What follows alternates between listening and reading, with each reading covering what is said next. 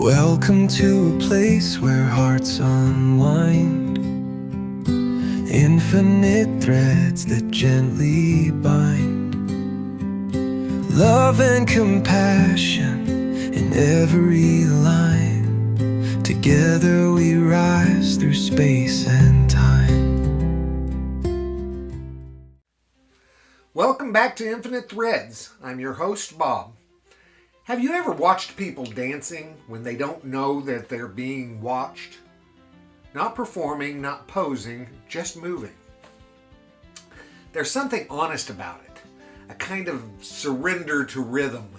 The body stops arguing and simply follows what it hears. Life feels like that sometimes. Not choreographed in the strict sense and not scripted, but moving. There are steps we don't plan, turns we didn't anticipate, moments when we stumble, and moments when everything aligns so naturally that it feels effortless. This episode is called The Dance of It All. And after walking through patterns and unseen threads and living webs this week, it feels right to end here. Because when you zoom out far enough, existence doesn't look mechanical.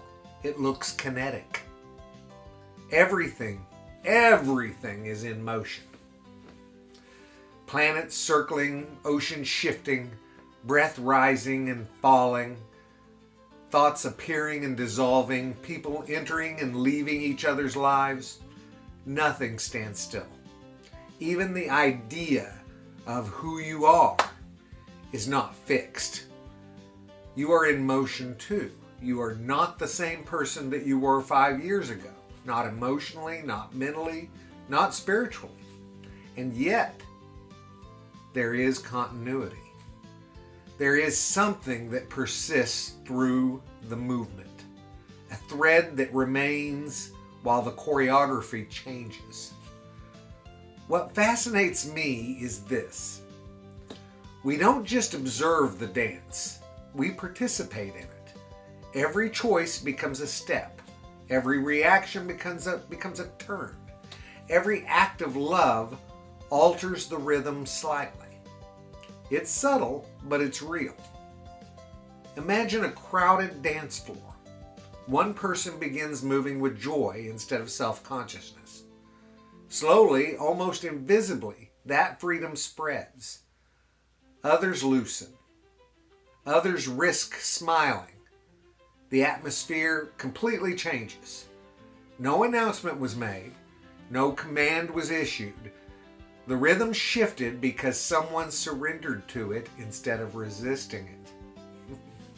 That's how love works inside the dance of life. It doesn't force. It influences. It invites. When you choose patience instead of sharpness, you change the rhythm of the interaction. When you respond with empathy instead of ego, you redirect the momentum. When you forgive, even quietly, you interrupt a cycle that might have spun on for years. You don't control the whole floor, but you absolutely affect your space on it.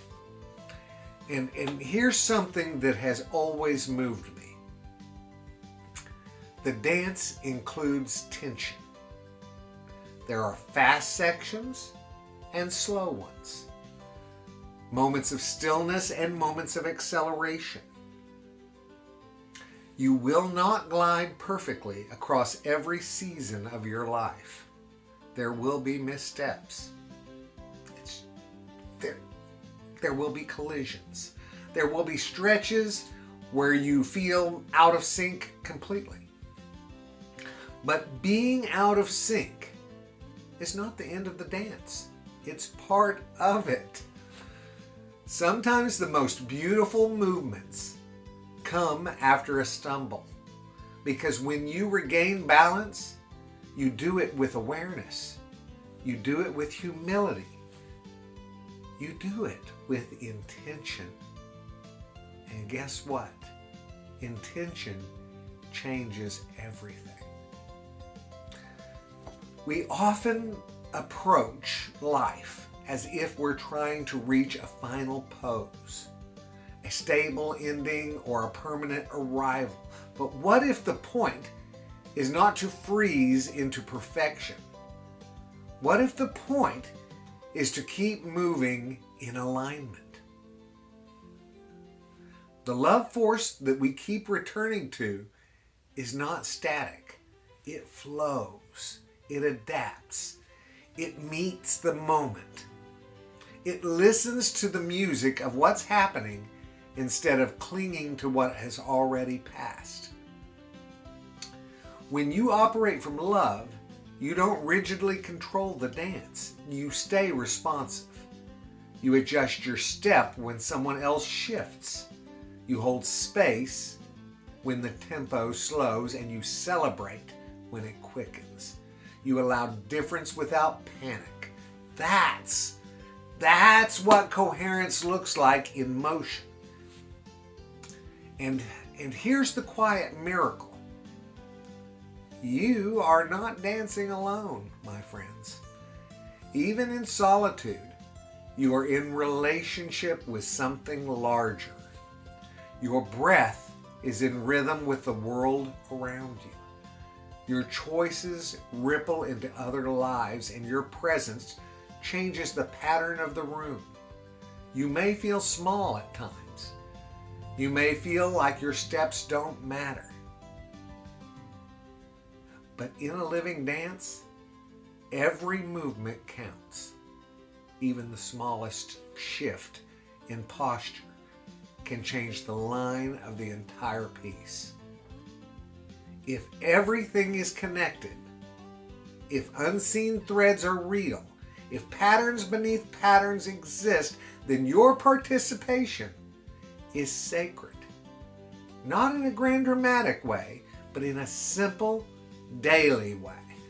The way you speak to the person in front of you, the way you respond to frustration, and the way you treat yourself when no one is watching. These are not background movements. They are choreography. And the most beautiful part is this. The dance is not about dominance.